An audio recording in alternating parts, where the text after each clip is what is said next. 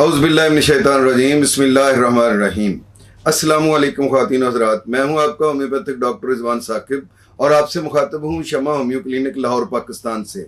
अब आपकी सहूलत को मद्देनजर रखते हुए नए साल से शमा होम्यो क्लिनिक ने फर्स्ट शिफ्ट दिन 1 बजे से शाम 5 बजे तक का आगाज भी कर दिया है। अब आप सोमवार, मंगल, जुमेरात और जुम्मा चारों दिन दोपहर 1 बजे से शाम 5 बजे तक पहली शिफ्ट में चेकअप के लिए तशरीफ ला सकते हैं या ऑनलाइन चेकअप के लिए अपॉइंटमेंट मुकर्रर कर सकते हैं। सेकंड शिफ्ट भी हस्बे मामूल शाम 5:30 बजे से रात 8:30 बजे तक आपकी सेहत से मुतालिक बेहतरीन सहूलियात फराहम करने के लिए बदस्तूर कोशा रहेगी। आपका बच्चा अगर आपकी बात पर तवज्जो नहीं देता है और छोटी छोटी बातों पर हाइपर हो जाता है, बहुत जिद करता है और अक्सर भागता दौड़ता रहता है, चीज़ों को तोड़ता है और चीज़ों को फेंकता है, बच्चों के साथ खेलता नहीं है, क्लास में भी ट्रबल पैदा करता है और घर में है तो वहाँ पे भी अपने सिबलिंग्स के साथ प्रॉब्लम पैदा करता है। मतलब एक ऐसा बच्चा है कि जो हर वक्त आपके लिए ट्रबल बनाए रखता है और आपको हर वक्त उसका ख्याल रखना पड़ता है।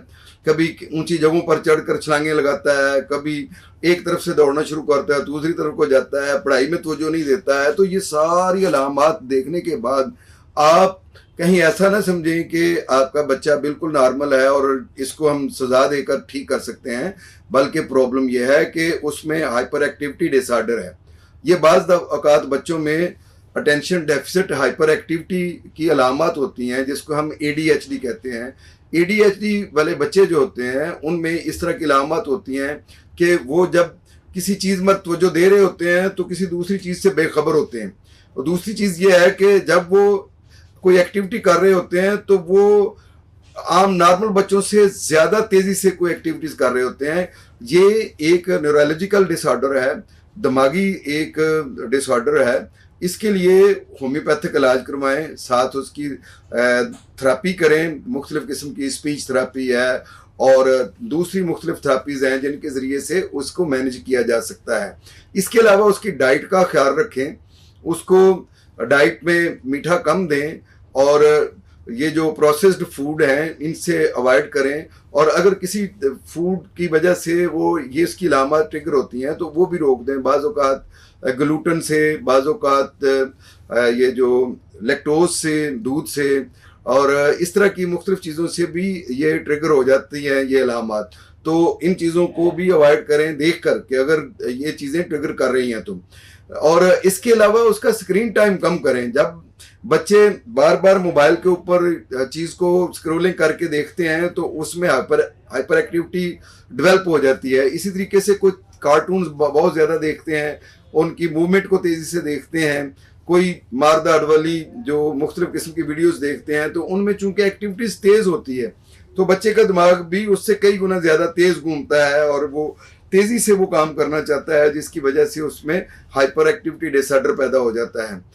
बिलाशुबा ये हार्मोनल प्रॉब्लम है और बाज़ औक़ात ये है कि कज़न मैरिज की वजह से भी ये प्रॉब्लम पैदा हो जाता है कि ऐसे बच्चे पैदा होते हैं कि जो ADHD का शिकार होते हैं। और बाज़ औक़ात ऐसा भी होता है कि कोई पैदाइश के वक्त में कोई इस तरह का कोई प्रॉब्लम हो जाता है कि डिलीवरी के दौरान में कोई इस तरह के प्रॉब्लम्स हो जाते हैं जिसकी वजह से बच्चे ADHD पैदा होते हैं। बाज़ औक़ात हमल के दौरान में कुछ ऐसी अप्स एंड डाउन्स जो ज़च्चा के साथ आती हैं तो उसकी वजह से भी ये मसला बन सकता है। मसलन वो बहुत ज़्यादा स्ट्रेस ले लेती है प्रेगनेंसी के दौरान में, या कोई चोट आ जाती है जिसकी बुनियाद पर उसकी दिमागी चोट की वजह से इस तरह का प्रॉब्लम हो जाता है कि वो हमल के दौरान में पेट पर चोट आने की वजह से बाज़ औक़ात बच्चों को ये प्रॉब्लम हो जाता है। और इसी तरीके से कुछ ऐसे प्रॉब्लम्स भी ख़वातीन में होते हैं, मसलन अगर खातून शुगर पेशेंट है या अगर अनेमिक है या उसको कोई फूड डेफिशिएंसी रही है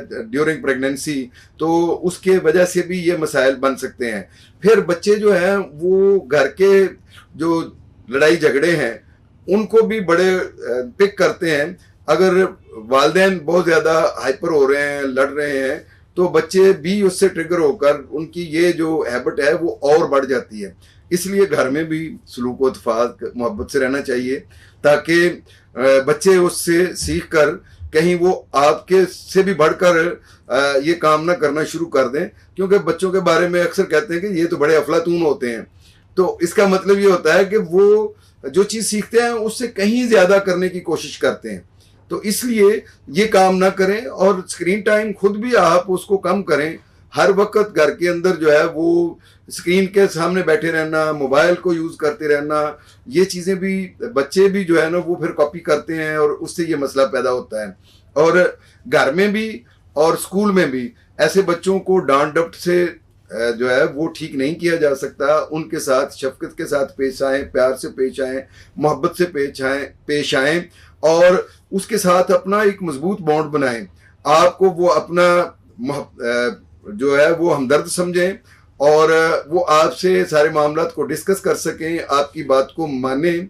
अगर ये हाइपर एक्टिविटी बहुत ज़्यादा हो गई है जिसकी वजह से बच्चे को रात को नींद नहीं आ रही है, दिन को बहुत ज़्यादा भाग दौड़ रहा है और पढ़ाई में दिलचस्पी नहीं ले रहा है और उसकी तवज्जो जो है वो बटी रहती है और हर वक्त किसी न किसी और सोच में लगा रहता है, तो वो आप होम्योपैथिक मेडिसिन से उसको ठीक करें। बाज़ बच्चे जो बहुत ज़्यादा हाइपर एक्टिव होते हैं वो टरंटोला अस्मानिया से ठीक हो जाते हैं। फिर इसके अलावा बाज़ बच्चों को एनाकार्डियम देना पड़ती है, बाज़ को ट्यूबरकुलोनियम बोविनम से उनका इलाज किया जाता है, बाज़ बच्चे कैमोमिला से ठीक होते हैं, बाज़ कलकेरिया कार्ब से ठीक होते हैं, बाज़ बेरियम कार्बोनिकम से ठीक हो जाते हैं, कुछ एकोनाइट से भी ठीक किए जाते हैं। और बहुत सारे बच्चों को बहुत सारी मेडिसिन मुख्तलिफ वक्फों में देने से ADHD के मर्ज़ को मैनेज किया जाता है। तो इसके लिए ये ज़रूरी है कि आप अकॉर्डिंग टू सिम्टम्स बच्चे की मेडिसिन इस्तेमाल करें, और ज़ाहिर है ये काम आप खुद नहीं कर सकते हैं या नहीं कर सकते हैं। इसके लिए आप किसी अच्छे होम्योपैथिक डॉक्टर से मशवरा करें और उसके ज़ेरे इलाज रहें, बच्चे को ज़ेरे इलाज रखें।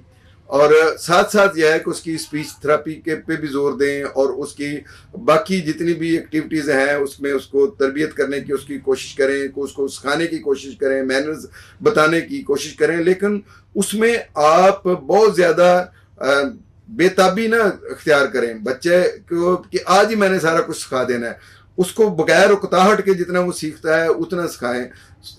और कतरा कतरा मीश व दरिया की जो मसदाक, उसको रोज़ाना अगर एक लफ्ज़ भी आप सिखा देती हैं या सिखा देते हैं तो वो उसके लिए काफ़ी है। अगले दिन उसी लफ्ज़ की जो है ना आप दोहराई करें, वो उसको पुख्ता करें उसको, और अगला लफ्ज़ जो है ना उसके साथ अटैच करें और इस तरीके से थोड़ा थोड़ा करके उसको सिखाएं ताकि वो भी मुआशरे का मुफीद शहरी बन सके।